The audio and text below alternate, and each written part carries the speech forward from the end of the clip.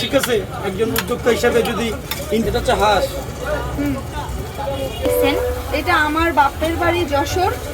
আসসালামু আলাইকুম অনলাইন দর্শক, ইটস মি ফারজারা ব্লগ। কেমন আছো সবাই? আশা করি সবাই ভালো আছো। শুকুর আলহামদুলিল্লাহ, আমিও অনেক ভালো আছি। আমাদের মধ্যে অনেকেই আছে যারা কিনা হাঁসের তরকারি খেতে পছন্দ করে, কিন্তু হাঁস রান্না করতে মহা ঝামেলা। তো সেই ঝামেলার কারণে তেমন একটা খাওয়া হয় না। এলাকার হোটেলগুলোর মধ্যেও কিন্তু তেমন একটা হাঁসের তরকারি রান্না পাওয়া যায় না। তাহলে কোথায় যেতে হয়? নিশ্চয়ই 300 ফিট নীলা মার্কেট যেতে হয়। কিন্তু না, ছিটা রুটি ও গরম গরম হাঁসের মাংস খেতে ইচ্ছে করলে চলে আসতে হবে আমাদের সোনিয়াকড়াতে। আর এই ছিটা রুটিটা কিন্তু একটা ঐতিহ্যবাহী রুটি, গ্রাম অঞ্চলে অনেক প্রচলিত। তো আপুর সাথে অনেকটা গল্প করলাম, তো দোকানে অনেকটা কাস্টমার, এই কারণে আপু একটু ব্যস্ত। তো আপুকে জিজ্ঞেস করলাম, আপু তুমি এই ছিটা রুটি কোথা থেকে শিখছো বানানো আর কি? তো সে বলতেছে তাদের গ্রামের বাড়ি যশোর। যশোরের বিখ্যাত রুটি হচ্ছে ছিটা রুটি, যেটা দিয়ে তারা জামাই আপ্যায়ন করে থাকে। হাঁসের মাংস শীতের সময় খেতে একটু বেশিই ভালো লাগে। আর একটা মেয়ে হিসেবে বাইরে কাজ করা অনেকটাই সাপোর্টের প্রয়োজন আর অনেকটাই ধৈর্যের প্রয়োজন। দেখি দুলাভাই কি বলে, একটু শুনি। বাসায় বসে থাকার চেয়ে কিছু একটা করা অনেক ভালো। আমি এখানে যতটুকু পারি তাকে সাহায্য করি, সেই শুধুমাত্র এইটার উদ্যোক্তা। সেই প্রথমে যদিও আমি রাজি হইনি, পরবর্তী দেখলাম যে না, অনেকেই করতেছে, সেও করুক। তার সাপোর্ট ছাড়া কিন্তু আমি আসলেই পারতাম না। আইডিয়া কার? আইডিয়াটা আপনার আপাকে।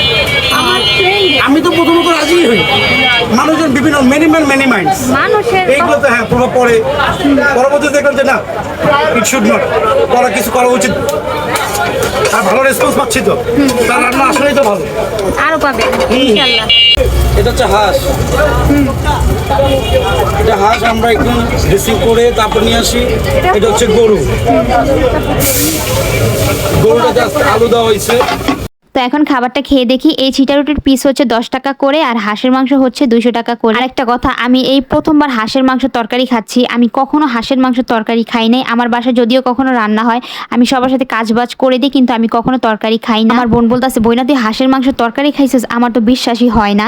তো মূলত আমি সেদিন পার্সেল আনার জন্যই গেছিলাম। তো ভাবলাম একটা ভিডিও করে ফেলি আর অল্প একটু ট্রাই করে ফেলি। ঝোলটা অনেক ভালো হয়েছে। আর আমি হাঁসের মাংস সেইখানে বসে অল্প একটু খাইছি। তো বাসায় নিয়ে আসছি। বাসায় আনার পর আমার মা, আমার হাজবেন্ড খেয়ে বলছে না, অনেকটাই ভালো হয়েছে রান্নাটা। ভাইয়াকে দেখে অনেকটাই ভালো লাগলো। আপুকে সব কাজে সাহায্য করে। তো যাই হোক, ভিডিওটা আজকের মতো এতটুকুই। ভালো লেগে থাকলে অবশ্যই একটা ফলো করে দিয়েন। আল্লাহ হাফেজ।